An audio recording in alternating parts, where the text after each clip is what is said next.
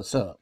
So Walt Clyde Frazier picked his Mount Rushmore of NBA players. He picked Kareem Abdul-Jabbar, Wilt Chamberlain, Bill Russell, Oscar Robertson, and Stephen A. Smith and Max Kellerman and that idiot Whack. The first take was crying.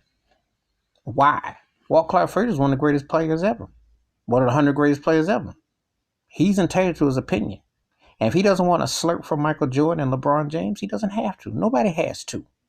I think there's about 15 guys that I could call the greatest. 16 I could put on a personal Route Mushmore. They would be included, but no one says that they have to be. As great as Michael Jordan was, Oscar Robertson once said it best. His product sell endorsement made him even greater than him as a player. He won 6 chips, so did Kareem Abdul-Jabbar.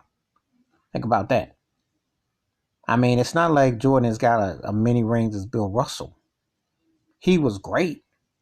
And he may have been the greatest two guard ever, but does that mean that he necessarily was better than some of those other guys mentioned? No. Because I can always make the case that he was dominant when the Bird and the Celtics got old and then the Pistons got old. He didn't beat them in their prime, and he didn't beat the Lakers in their prime.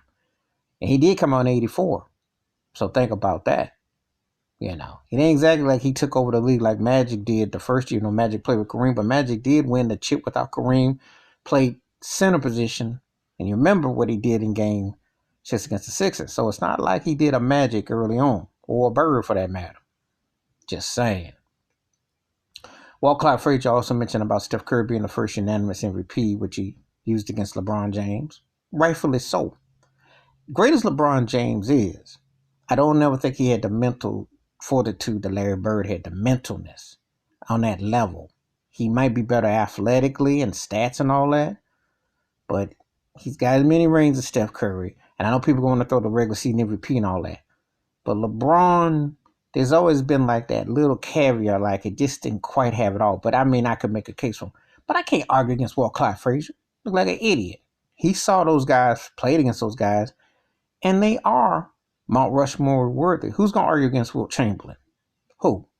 Who going to argue against Kareem Abdul-Jabbar? Who? Who going to argue against Bill Russell? Who? Who going to argue against Oscar Robertson? Who?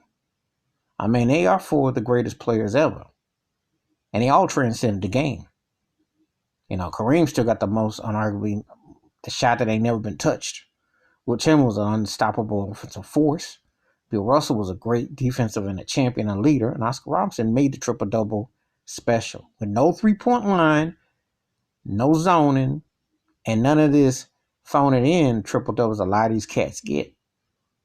I can't argue. I can respect what came before me, and I can respect what I saw and onward. I can say that you can pick certain guys and say, hey, this is your 4. See, first take with Stephen A. and Max Kellerman was crying, and why Walt Clyde Frazier said it? Because he said it, because he got that choice and that right. I'm not going to sit there and argue with that man. Because everybody doesn't have to slurp up Michael Jordan and LeBron James. Everybody don't have to play slurpy. A lot of these so-called sports mainstream writers and TV respondents do that. And it's annoying. It's very annoying. Very tiring. Give me your thoughts and takes. Who are your 4 Mount Rushmore NBA players, and do you have a problem with Walt Clyde Frazier said or not? Let's get some feedback. Let's get that chat going. Hit that like, hit the subscribe, bell rings, new video. Peace.